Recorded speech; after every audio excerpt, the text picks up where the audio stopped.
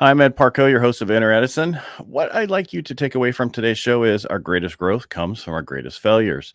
I will bring you guests that will help you on your journey and advise you to avoid some of those failures, not all of them, because we need some to grow. Today's guest is Vince Reed. Let's welcome him and get to know his story. How you doing, Vince? Thanks for being here today. Thanks for having me, man.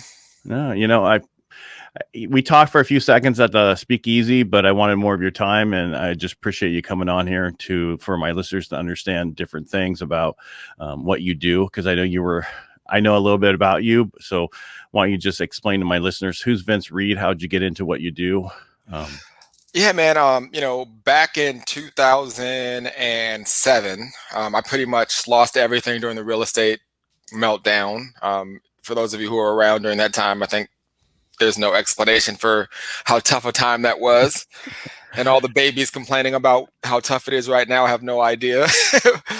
Yeah, but anyhow, Vince, that was extremely tough time and it wasn't just 1 year. It was a good, 7 to 10 years before our economy recovered from that financial, thing that happened. And you're right. I mean, a lot of people say how this is, tough out there right now. This is nothing compared to what we went through. And anyway, I'm sorry to cut in. No, it's true. I mean, I think the difference was back then, think about it.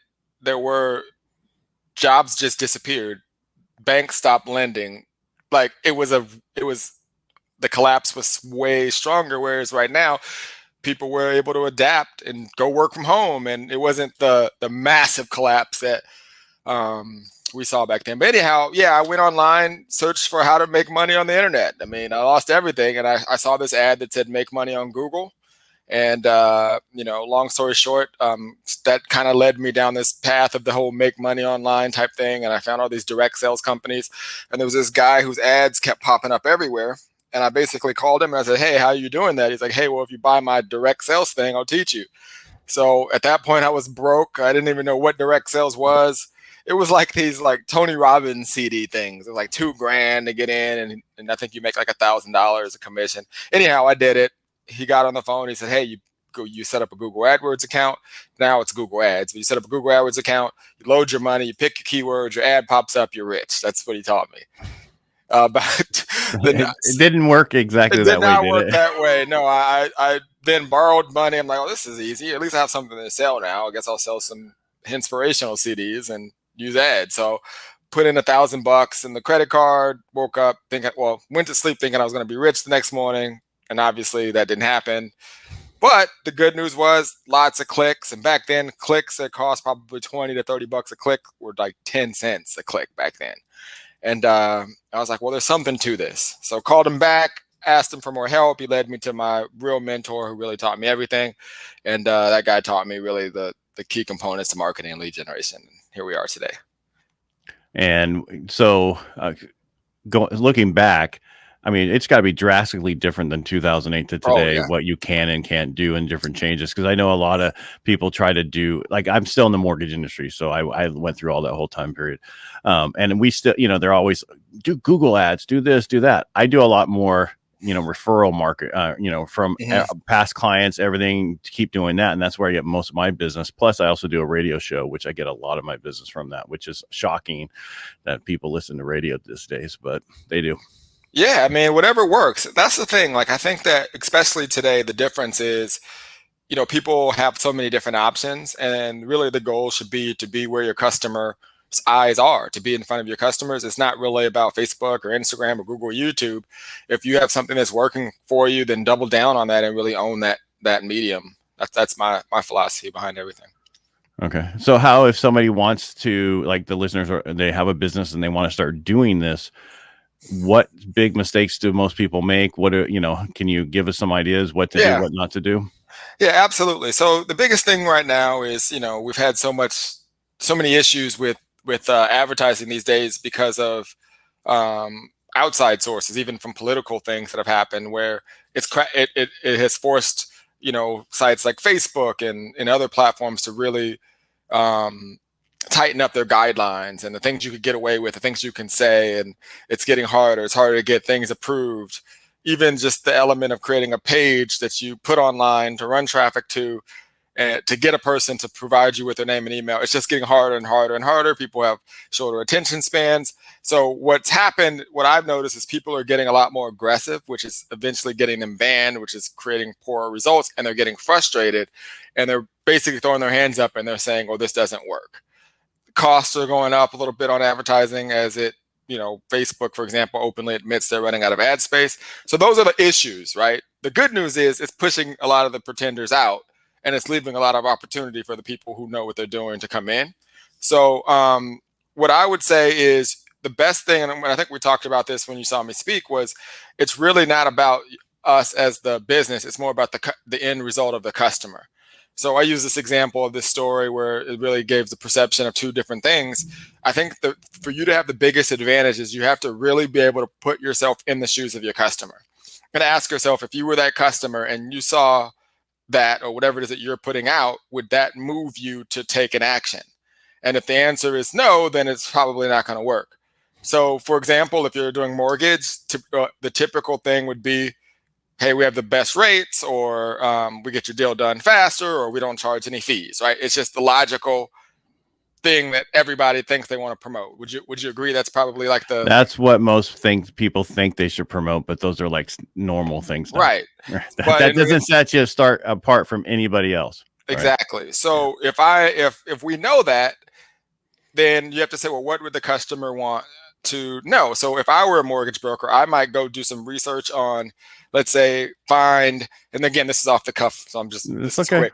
So I would say go find maybe some horror stories in the last couple years of people that basically got into bad deals with very little information, and walk them through those stories, and then share what they could have done to prevent them, and then say, hey, if you'd like for us to give you a quote, go ahead and reach out to us.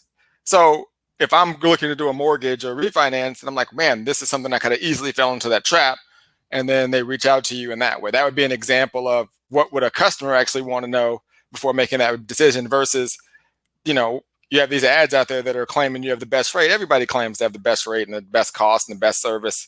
So you've got to really figure out how you could really stand apart and almost view yourself as a media company. Like, where can your client just get the best information and reliable information? And that way you can attract customers to you versus basically looking like everyone else. And these ads, probably best thing would be a video ad or something like that, would you say? Yeah, I think video, and I think consistency is key. I think, again, people think that you're going to run ads and all of a sudden your business is going to explode. The reality is ads is like the machine, right? And it's kind of like you can put gas in a car and your car runs out of gas, you fill it up, it runs. Eventually, even if that car will stop working even with gas if you don't take care of it, right? If you don't do the necessary things, put the oil in it, maybe not drive it extremely hard, change the tires, make sure it's bad. So like, my point is, when you have to think of marketing as the gas. There's so many other components of your business that's going to actually make it move. I get so many clients, they're like, we're not getting any leads, right? So they come to me and we start getting them a bunch of leads, and they're still mad. Like, we're not making any sales. I'm like, when you came to me, your problem was you weren't getting any leads. Clearly, this person wants what it is that you have to offer. What's happening from the time they become a lead to the time they get on the phone with you or whatever it is you're doing, there's a disconnect there. So I think people have to really go down the hole of saying, what is my customer journey and what am I doing each and every day to get those people to feel comfortable and want to move to take the next step of action with me. And I think one of the other things I just want to add here is, even if you get the phone to ring or the direct message to you, whatever, you still have to go through a sales process, right? You need to be there for them as fast as possible. You need to be there to talk them through the thing. A lot of people just, if you call, and this is, I had a client call me and they're like, you guys were the only ones that answered your phone. I'm like, you gotta be kidding me. What? And we have so many mortgage companies in our town. It's like, they're like, yeah, we called everybody. You guys were the only one that answered your phone. So what I'm getting at is the basic stuff that we need to do, people aren't doing. So true. My first job when I was a loan officer, it was my second job, but as a broker, I started off working at ING Bank just as like basically a teller. And then my cousin told me about the mortgage industry. He's like, hey, I made 16 grand this month. I'm like, what? Well, sign me up. Long story short, I went to this office to get a job, and I asked, they're like, you got the job, but you can't start for 2 weeks. I'm like, well, can I just start now and then build a pipeline and you can pay me in 2 weeks? The guy looked at me like I was crazy. I'm like, okay, I want to start working. So anyways, long story short, by the time I got hired, I had 7 deals in the pipeline. And the way that I did it was I went around on day one to all the other loan officers, asked them if they had any old leads that they didn't want to call. Because back then you'd get these internet leads and they'd pass out 2 to 3 each and every day. And everybody wanted the fresh leads. And I came from being a teller and at ING. I don't know if you were familiar with ING. I know ING. Yeah, I know ING. So we would have a headset just like this, and there was no answering the phone. It was beep, person would call. I was either selling them a mortgage or getting them to open up a savings account all day. Beep, hang up. There was no hanging up. So I was just used to talking all day. So when I went to this broker and I saw people just sitting around waiting for the leads in the morning and then just outside smoking and, blowing their money, I'm like, I don't understand why no one's on the phone. So I was like, okay, well, I'm not used to this. So I went around, and by the end of my first day, my entire desk was this high with leads. And I called all day for those 2 weeks. I wasn't even hired. And I literally closed, I think, 4 to 5 deals within that very first month of me working at that place. By simply calling people, they're like, well, he never called us back. I can't tell you how many people were like, they never called us back. They called once and like, oh, we were going to get back to you. No one called us back. Happened all the time. Yeah. Yeah, they run. That's a whole sales cycle I talk about. The fact that most people stop calling after the first call, right? Yep. They call, they don't get anything. The people who are very successful at it for years, and I did phone for 18 years, and you had to call. I always left a message. I will call you back until you tell me no. Yep. Yeah. Answer me. But that's, that's what I was saying. So even if you spend all this money on the marketing side, if you're not doing the other side, you're never going to see through. And then they're going to complain that it's the leads. It's not the leads. You're weak. I'm sorry. That's Glengary, Glen Ross. No, it's true. It's 100% true. I mean, the only way it could be the leads is if you're doing some manipulative thing, like, right. And they're coming in and they have no clue of what they're opting in for. But that's not the way that we generate leads. It's very transparent. The person knows exactly what they're getting and the information they're getting. And, 9 out of 10 times in my experience of doing this over a decade is typically the back end process. It's the problem. Right. And that's, I was just bringing up the Glengary, Glen Ross movie. The weeds aren't weak. You're weak. You're weak. Did you ever see that movie? I did. I did. Yeah. I love that movie. One of my favorite movies. Yeah. These are the Glengary leads. You don't get them. Anyway. I think if you're in any kind of sales or mortgage business, you've probably seen Glengary, Glen Ross. So yeah. I think it was more in the real estate industry and the mortgage industry. We all watch that stuff in Boiler Room. Boiler Room was my favorite. Yep. Yeah. And that's how it's not supposed to be done. That's how that's how it was back in the 70s and 80s, and how it should not be done today. So exactly. All right. So if I wanted to start this, I know from your book and other stuff that you have done videos that people make major mistakes when they start this process, right? They go to the wrong place. They go to this, they spend money in the wrong places. What's the best way to get started besides going to your website? When you say get started, what do you mean, with video? Well, like if I want to start doing internet ads, right? If I want to start doing Google and all that stuff, I watched one of your things and you were saying how that most people do it this way, then they hire this and then it doesn't go through. Right. Okay. Right. So step number 1 is you need to be yourself. Like so many people they'll call me or they'll say, hey, I want to run ads like this company. And then sometimes that company or that product or whatever is being sold has some sort of attractive character, meaning like a guy that's, an influencer or someone running the company, and they have charisma and they've got game. They can get out there and just make videos, unscripted, and they want to be that, and that's not them. They've never made a video. So if that's what you're trying to be, then like you need to be yourself. You need to be the first you, not somebody else. That's number 1. Number 2 is the good news about having a target is you can see patterns. So for example, you can go to the Facebook ads library and literally type in and go to any page on Facebook that's running ads and see all of the ads. So you could see your competitors' ads. It's transparent. You could see every ad I run. You could see every ad your competitors run, and you can start taking an analysis to see what's out there. So you can at least get a framework of what your competitors are doing. Now, Vince, where's that located on Facebook? What the easiest way to do it is to go on Google and type in Facebook ads library. Okay. And it'll pull it up, and you'll be able to literally see everybody's ads.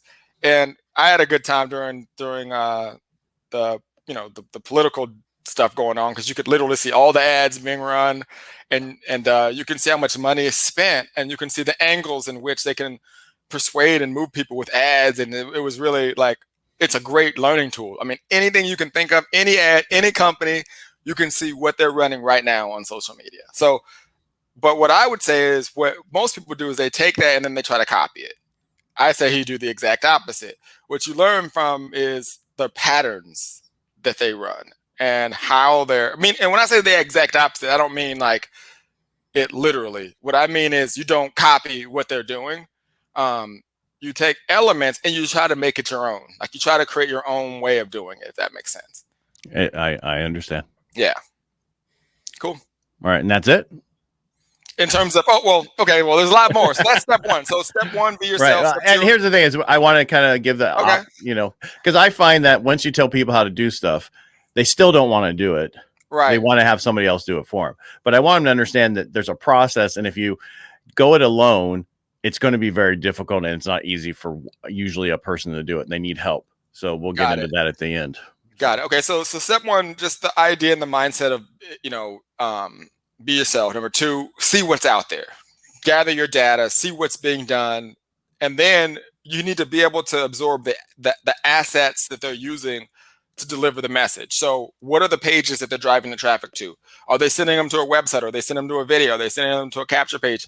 What's the offer being presented? You see what I mean? Mm-hmm. So that, and then you need to compare that to what you have. And then at that point, if you are going to run the ads yourself, you have a base on what you can do. But if you're going to hire an agency, at least you've got something that you can show them. So it'd be like, if you were going to build a website, or then you had this idea in your head and you called Mark Zuckerberg, who obviously can code pretty well. He couldn't build what's in your head without framework and frames. He may go, I understand it, and come back with something completely different. Right. So this is why if you call an agency and you go, I want to run ads like this, then you're making them do what's in your head. So the best way to do it is to get as much of that data, as much as how you want it to look, and either try to create that, or whoever's working with you, give them a base model of where they can get started from. So that at that point, now you'll have what you do. And then the last piece is just obviously the actual setting up and executing of the ads. And that is, I don't know if we have enough time to get into that. I think if you okay, well, I think that at that point, then there's the first step that I do is industry specific, right? So, for example, in your industry, it's tough because you're in the mortgage industry, and there's a lot of compliance issues and data points and things that you can and you can't say. For example, even for you to run ads, you don't have access to the same amount of information that I would have running ads in my market. They limit you on what you can actually even target on sites like, for example, Facebook. YouTube's a little bit different. So that's just, maybe if I were to add to, let's say, business professionals, maybe you do a consulting call with an expert and you get their idea before you start. And again, I'm taking you down a longer road for people who just want to be extremely efficient, right? And then from there, in terms of your targeting, who you're targeting, in your case, it's pretty basic. I mean, it's depending on the states that you're from, depending on the message and all the research that you've done, you come up with clear call to actions and clear ways in which you can help your client. It's all about them. If you can focus the ad and the messaging and the call to actions that's more focused and heavy for the client, you're going to be pretty good. So those are just really broad but basic things for you to get started, when it comes to running ads. Yeah, for me to make it, so back in the 90s, I was huge in direct mail. I was like the guru of direct mail. I could get the phone to ring with amazing qualified leads, right? All the way through. And then it got so expensive. So today I look at Facebook ads and those kind of things. It's just another form of direct mail, but not really through the mail. You follow what I'm getting at? So your message has to be the right message all the way through to get these people to call, and who you are. They know. I mean, because today I was watching TV and this commercial came on for this mortgage company, and it's like, you read the fine print and there's like, they're showing the lowest rate possible, but then there's 2 points plus $7,500. It's like, right. Okay. The fine print is that's like the worst loan you can do, but that's what gets people to call them. That's not what we want, right? Okay, so an ad, I'm sorry to cut you off, would be to have a video breaking down that and showing that example and letting your clients know. That would be an example of an ad. You could blur out the company's name so you don't call them out, so they don't try to sue you for whatever. Say, I saw this commercial and I want to share with you one of the ways, or several ways in which lenders try to manipulate you. So this was a great ad. They have this this message. It was cool, but something that they're not going to point out and something you may not know is look at the fine print, zoom in. These are things that they don't tell you. And then if you took them to like an amortization calculator and showed them how those extra fees actually hurt them and said, these are the things that we make sure we educate you about. If you'd like to have more information, then that's an example of something no other lender or broker would do that you could easily do. Right. And that's what I was trying to come up with, something like that. But, the problem is, even if I blur out the name of the company, everybody's going to know who it is, right? Because you can tell by the ad, right? But that's kind of on them, right? Right. But that's the thing because I get constantly clients will call and say, hey, I just got this thing for 1.99. I go, read the fine print right there. And then I go, 2 points. What? Yeah, I go, you want to look at it? Look at the diminishing return. It makes no sense to do that. This is the best deal this way. Oh, okay. Thank you so much. You know what I mean? So, what you could do as well is you can do like ads and show an image with everything blurred out and then with an arrow pointing at the fine print, but still kind of blurred. Right. And say, if you don't read the fine print, you're almost guaranteed to get an imperfect loan. And then they click it and then it takes them, and then on your presentation or whatever is where you could just say whatever, but not use the company, not use any of that in the actual ad, but just use it as a teaser, almost like like a YouTube thumbnail. Gotcha. And then wrap your presentation around what we just talked about. And you actually, at one of the events we were at, you were telling a guy next to me, Courtney, about he's in the real estate industry, about how other people on YouTube have actually done things where they have other people's TV shows and they critique what they said and how they did it and how they made the changes, so that you can do stuff like that in ads and other stuff. It's just, from what I'm hearing from you, is figure out what your message you want it to be so that you can communicate that to who you want to become, to come to you. Right. Yeah. I think that it's just, you got to understand, like, I bet you there was a point in time where you drove down the freeway and you saw a billboard and were blown away. I don't think it was in my lifetime. But I'm sure there was a point when the first billboards went up and someone drove by. I'm like, oh, wow, look at that. And and that was like the thing. Now you just drive by the billboard. You might, it's in your subconscious. Facebook was the same way. Oh my gosh, look at that ad. And now you just see ads and you just scroll by them. Every third or fourth post is an ad. But what I'm trying to tell you is you got to be creative to figure out ways to do kind of to get a person to feel like it's something new and something different. And unfortunately, that's the problem right now. And I think the pandemic has sped up this process because people are spending so much more time on websites, on, everything. So. All right. So if that's the case, where to go next? I don't want to take away anything that you do and you sell or anything and help people. You know what I mean? What, if that's the case, where do we see it's going to? Where do you think it's going to go in the future? So there's always going to be content, and clearly there's always going to be video. I think we're going in the way that we're going. I think that it's the people who build the relationships with their audience and with their customers and play the long game that are going to win. I mean, I briefly mentioned kind of direction we're going. In the future, building out some cool software and things like that to make life easier on all of us marketers. I see a problem in the market, but actually, you didn't say that here. You said that at Speakeasy. Yeah, at Speakeasy. Yeah, right. But I want to keep. I won't bring it up. We'll keep that under your wrap for now. Yeah. But my point to answer your question, the people that do what we just talked about consistently and long enough are the ones that are going to bypass and blow by everybody. Well, I'll throw one extra thing in here. So 3 years ago, I started talk radio. And the first thing when it was brought to me to do it, I first said, are people still listening to radio? Because I never did, right? But come to find out, talk radio is huge. And the person who told me said to me, Ed, when you're about ready to quit is when people are starting to listen. Right? So true. So it's been 3 years. So basically what you're saying is, keep being consistent. About the time you're about ready to stop being consistent is they're probably just starting to look at your stuff and find you. Absolutely. I mean, look, I'm not saying build it and they will come. Like the old thing was build a website and they'll come. I don't believe that. No, but I think that if that was a movie. Right. But I believe that if you have good information and you care about your customers and clients. So like, I'll give you an example. Like I've been able to work with thousands and thousands of businesses throughout the years. Sometimes, and I'm not on social media much at all. Like, meaning like I don't go on Facebook and YouTube. I'm more in the ads manager account setting up ads. That's where I live. So I would never even see a post, right? But if I happen to go on there for whatever reason, I'm in line or I'm somewhere and I see something happening with a client, like for example, one of my clients the other day had their kid was in the hospital. And I sent them a direct message and they would never even knew I knew them, that they were even a customer. And I just personally said, hey, I hope your kid's doing well. Please let us know if there's anything that we can do. She said she ran, told her kid, the kid was in the hospital, felt better. She started crying. And then I have this call that I do every week. She hadn't been on in a few weeks, jumped on and was like, that just inspired me. So my point that I'm making is it's the little things that people can't see, right?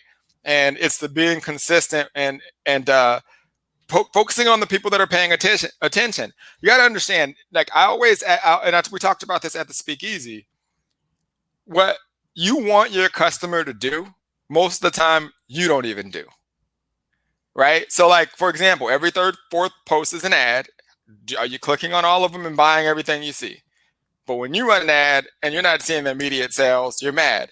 But you make a video, there's some people that watch it and view it, whether it's 10 views, 100 views, or 1,000 views. Maybe they didn't comment. Maybe they didn't like it. Are you commenting and liking every video you see on social media? My point is they are watching, people are seeing. What is that message, right? You just have to trust that you are providing value and be consistent. They're watching, they're seeing it, and they're acting like you, not engaging with everything. They just aren't. I don't, but I see stuff, right? Right. I totally agree with that. I could see your point because I don't like everything I see or comment on everything I see, but I see everything. Right. Yeah. Anything but going to be better than other, like Instagram going forward, TikTok going forward, for ads, no different. They're all the same. Like, ads, which one works the best? They all work. You pay, you load up the account, you pay, they distribute your ad, someone sees it, it worked.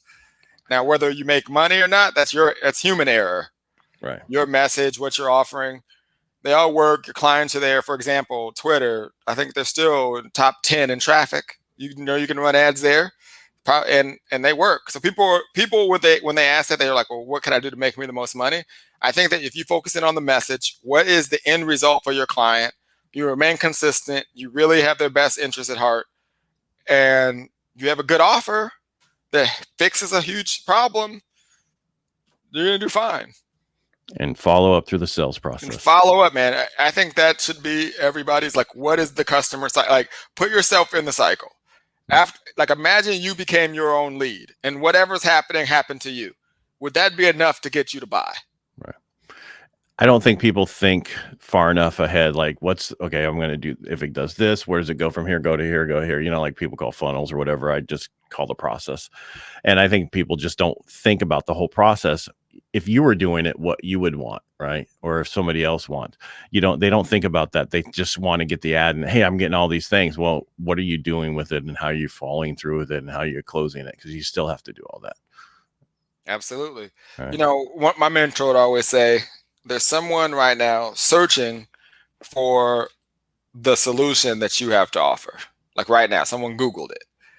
Are you there? And I think that's where we should stop today. That's a perfect end right there. Are you where that person is? Yeah.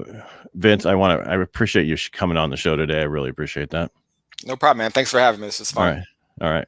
Hey, thanks for joining us today on Inner Edison. I hope you enjoyed today's episode and what our guest Vince Reed learned from their journey and what he's doing. Please like, subscribe, and share. Thank you.